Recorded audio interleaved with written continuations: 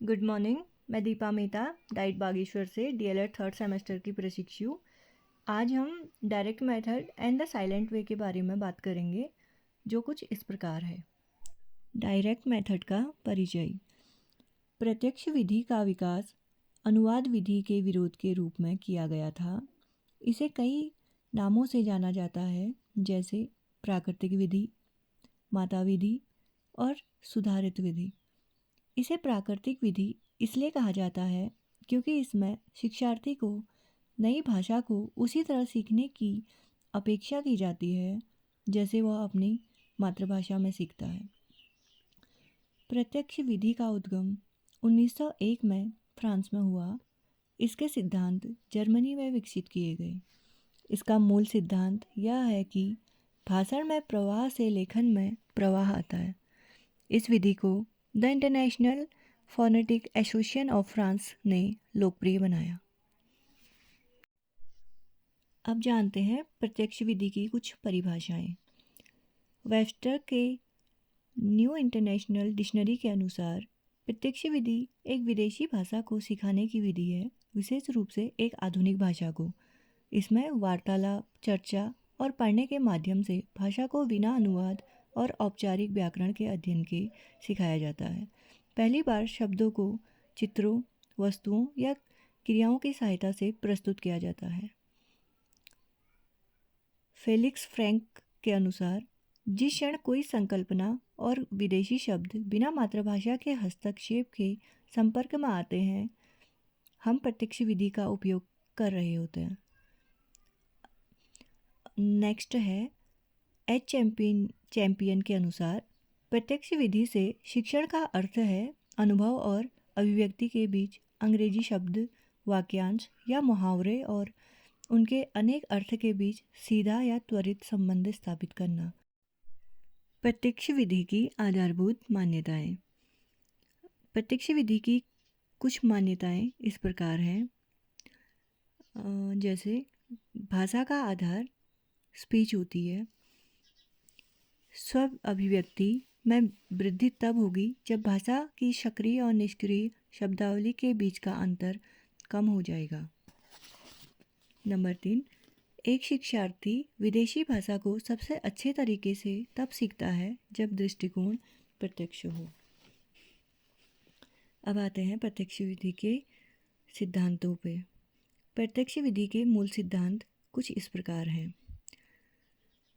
प्रारंभ में यह पूरी तरह मौखिक कार्य पर जोर देती है, इसलिए सुनने और बोलने पर विशेष ध्यान दिया जाता है। शुरुआत से ही विदेशी भाषा का उपयोग किया जाता है। नंबर 3, वाक्य को भाषा की मूल इकाई माना जाता है। नंबर 4, व्याकरण को अनुभवजन्य तरीके से सिखाया जाता है, यानी नियमों से पहले उदाहरण दिए जाते हैं। नंबर 5, द्रव्य श्रव्य सामग्री का बड़े पैमाने पर प्रयोग किया जाता है। नंबर 6, इस विधि में शिक्षक की भूमिका बहुत महत्वपूर्ण मानी जाती है। नंबर 7, यह विधि अनुवाद और व्याकरण विधि की उपेक्षा करती है। नंबर 8, मातृभाषा का उपयोग नहीं किया जाता, इसलिए शब्दावली सीधे सिखाई जाती है। इसका मतलब यह होता है कि हमें किसी और भाषा को यूज़ नहीं करना होता है। जो भाषा हम सिखा रहे हैं उसी भाषा में, भले ही वो टूटी फूटी ही क्यों ना आती हो, उसको वैसे ही सिखाया जाएगा। अब बात करते हैं प्रत्यक्ष विधि की कुछ विशेषताओं की तरफ। इस विधि में शब्द और अनुभव के बीच सीधा संबंध स्थापित किया जाता है, जैसे कि फ्लेक्स फ्रैंक्स ने कहा है, शब्द रिंग को सिखाने के लिए हमें इसे जो वस्तु रिंग होती है उसी से जोड़ना चाहिए। नंबर 2, इस विधि में वाक्य को भाषा की मूल इकाई माना जाता है, न कि शब्द को। जैसे कि एच चैंपियन ने कहा है, प्रत्यक्ष विधि का सिद्धांत यह है कि भाषा की इकाई वाक्य होना चाहिए, न कि शब्द। नंबर 3, व्याकरण को अनुभवजन्य विधि से सिखाया जाता है, जहाँ पहले उदाहरण दिए जाते हैं और फिर नियम समझाए जाते हैं। चैंपियन ने कहा है, व्याकरण को अंत के रूप में नहीं बल्कि एक मार्गदर्शक के रूप में देखा जाना चाहिए, ताकि शिक्षार्थी अपनी भाषा की त्रुटियों को सुधार सके। नंबर 4, यह विधि मौखिकता पर अधिक जोर देती है। किटसन के अनुसार एक भाषा को बोलना सीखना उसे लिखने से सबसे छोटा और आसान रास्ता है। नंबर 5, प्रत्यक्ष विधि में अंग्रेजी को मातृभाषा के हस्तक्षेप के बिना सिखाया जाता है।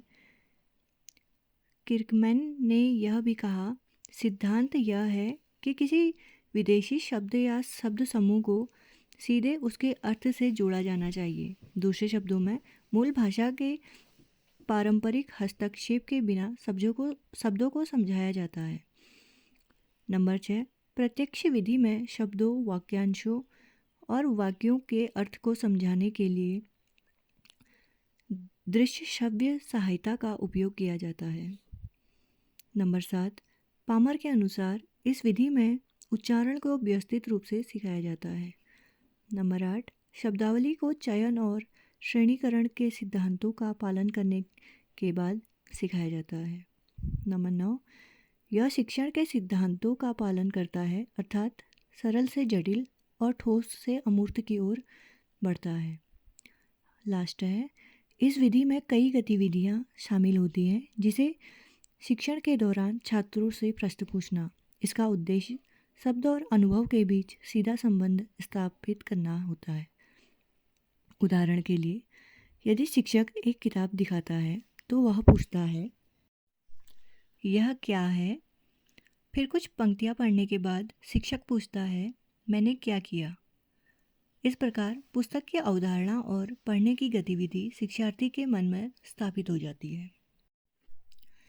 अब बात करते हैं प्रत्यक्ष विधि की टेक्निक्स पर। प्रत्यक्ष विधि में निम्नलिखित तकनीकों का उपयोग किया जाता है, जैसे नंबर 1, लगातार वार्तालाप की तकनीकी। शिक्षक हमेशा अंग्रेजी में छात्रों से संवाद करता है। नंबर 2, सहायता की तकनीक। यदि छात्र झिझकते हैं, रुकते हैं या हकलाते हैं तो शिक्षक उन्हें आवश्यक सहायता प्रदान करता है। नंबर 3, देखो और बोलो तकनीक। छात्रों को पढ़ने की क्षमता विकसित करने के लिए शिक्षक इस तकनीकी का व्यापक रूप से उपयोग करता है। नंबर 4, दृश्य श्रव्य सामग्री की सहायता से वाक्य प्रस्तुत करने की तकनीक। नंबर 5, हाव भाव और क्रियाओं के माध्यम से शब्दों और वाक्यों को प्रस्तुत करने की तकनीक। नंबर 6, सरल से जटिल और ठोस से अमूर्त की ओर बढ़ने की प्रक्रिया। नंबर 7, शुरुआत में अनुवाद से बचना चाहिए। अब बात करते हैं प्रत्यक्ष विधि के लाभ। प्रत्यक्ष विधि के लाभ निम्नलिखित हैं। नंबर 1, यह एक रोचक विधि है क्योंकि इसमें कई गतिविधियां शामिल होती हैं। यह शब्दों और उनके अर्थों को रटने को हतोत्साहित करती है। नंबर 3, इस विधि से अंग्रेजी को समझना आसान हो जाता है। नंबर 4, यह निष्क्रिय शब्दावली को सक्रिय शब्दावली में बदलने में सहायक होती है। नंबर 5, निरंतर वार्तालाप पर जोर देने के कारण यह छात्रों को अंग्रेजी पर अच्छी पकड़ बनाने में मदद करती है। नंबर 6, यह विधि मनोवैज्ञानिक सिद्धांतों पर आधारित है और शिक्षण के सिद्धांतों का अनुसरण करती है, जैसे सरल से जटिल और ठोस से अमूर्त की ओर जाना। अब बात करते हैं प्रत्यक्ष विधि की सीमाओं के बारे में। प्रत्यक्ष विधि में निम्नलिखित सीमाएं हैं, जैसे नंबर 1, महंगी विधि। इसमें द्रव्य श्रव्य सामग्री की आवश्यकता होती है, जिससे यह महंगी होती है। नंबर 2, समय लेने वाली विधि। शिक्षक को पाठ और शिक्षण सामग्री तैयार करने में बहुत अधिक समय लग जाता है। नंबर 3, अधूरी विधि। यह मौखिक भाषा शिक्षण पर अधिक जोर देती है और पढ़ने और लिखने को नज़रअंदाज कर देती है। नंबर 4, मानक शिक्षण सामग्री की कमी। शब्दावली और वाक्य संरचना को व्यवस्थित रूप से सिखाने के लिए उपयुक्त और वर्गीकृत सामग्री उपलब्ध नहीं है। नंबर 5, सभी भाषा तत्वों को सिखाना संभव नहीं। मुहावरों और वाक्यांशों जैसी सभी भाषा तत्वों को इस विधि से सिखाना कठिन होता है। अब हम बात करते हैं इसके अगले टॉपिक के बारे में, जो है the silent way. The silent way भाषा शिक्षण की एक विधि है जिसे 1972 में कैलेब गेटेनो द्वारा विकसित किया गया था। यह इस सिद्धांत पर आधारित है कि कक्षा में शिक्षक को जितना संभव हो उतना चुप रहना चाहिए, लेकिन शिक्षार्थी को अधिक से अधिक भाषा का उत्पादन करने के लिए प्रोत्साहित किया जाना चाहिए। साइलेंट वे के तत्वों में विशेष रूप से रंगीन चार्ट और रंगीन क्यूसीनियर्स छड़ियों का उपयोग शामिल है।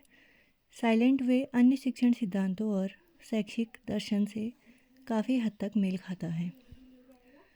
गेटेनो के कार्य को निम्नलिखित रूप से व्यक्त किया जा सकता है, जैसे कि नंबर 1, साइलेंट वे उस परंपरा से संबंधित है जो अधिगम को समस्या समाधान रचनात्मक खोज की एक गतिविधि के रूप में देखती है, जिसमें शिक्षार्थी एक सक्रिय भागीदार होता है, न कि केवल एक निष्क्रिय श्रोता। नंबर 2, अधिगम शारीरिक गतिविधियों के साथ सुगम किया जाता है, जैसे छड़ियों और रंग कोडित उच्चारण चार्ट जैसे वस्तुएं छात्रों के सीखने के लिए भौतिक स्थल प्रदान करती है और साथ ही यादगार छवियां बनाकर छात्रों को स्मरण शक्ति को बढ़ाने में सहायता करती है। मनोभाषा विज्ञान की दृष्टि से यह दृश्य उपकरण छात्र के अधिगम और स्मरण के लिए सहायक कार्य के रूप में प्रदान करते हैं। नंबर 3, साइलेंट वे कुछ पूर्व निर्धारित सिद्धांतों से भी जुड़ा हुआ है, जिसे हम समस्या समाधान आधारित अधिगम दृष्टिकोण कहते हैं। अब बात करते हैं हम इसके अप्रोच पर। Theory of language and learning. Silent way भाषा की संरचना व्यवस्था पर ध्यान देता है। इसमें सिखाई जाने वाली भाषा को व्यवस्थित रूप से प्रस्तुत किया जाता है। शिक्षण की मूल इकाई वाक्य होती है। शिक्षक संप्रेषणीय मूल्य के बजाय प्रस्तावनात्मक अर्थ पर ध्यान केंद्रित करता है। छात्रों को लक्षित भाषा के संरचनात्मक पैटर्न प्रदान किए जाते हैं और वे भाषा के व्याकरण संबंधी नियमों को मुख्य रूप से प्रेक्षण एवं निष्कर्ष के माध्यम से सीखते हैं। गेटेनो शब्दावली को भाषा अधिगम का एक केंद्रीय आयात मानते हैं और शब्दावली के चयन को अत्यंत महत्वपूर्ण मानते हैं। छात्र के लिए सबसे महत्वपूर्ण शब्दावली वह होती है जिसमें वह सबसे कार्यात्मक और बहुपरक शब्दों के साथ काम करता है, जिनमें से कई के पास छात्र की मातृभाषा में सीधे समकक्ष नहीं होते हैं। यह कार्यात्मक शब्दावली भाषा के आत्मिक अर्थ को समझने की कुंजी प्रदान करती है। साइलेंस को अधिगम के लिए सबसे अच्छा वाहन माना जाता है, क्योंकि साइलेंस में छात्र कार्य को पूरा करने पर ध्यान केंद्रित करते हैं और इसके परिणामों और संभावित पुनरावृत्ति के लिए समय का उपभोग करते हैं। साइलेंस के विपरीत पुनरावृत्ति समय की खपत करती है और बिखरे हुए मन को केंद्रित रखने के लिए प्रोत्साहित करती है। साइलेंस पुनरावृत्ति से बचाव के रूप में सतर्कता, एकाग्रता और मानसिक संगठन में सहायक होती है। साइलेंट वे के शिक्षार्थी आंतरिक केंद्र प्राप्त करते हैं जो किसी के शिक्षा में केंद्रीय भूमिका निभाते हैं, जो जीवन भर शिक्षा और संगठन में सहायक होते हैं। यह शिक्षार्थियों को अपने उत्पादन की निगरानी करने और आत्म सुधार करने की अनुमति देता है। आत्म जागरूकता के माध्यम से आत्म सुधार की इस प्रक्रिया में ही साइलेंट वे अन्य भाषा की विधियों से सबसे अलग होने का दावा करता है।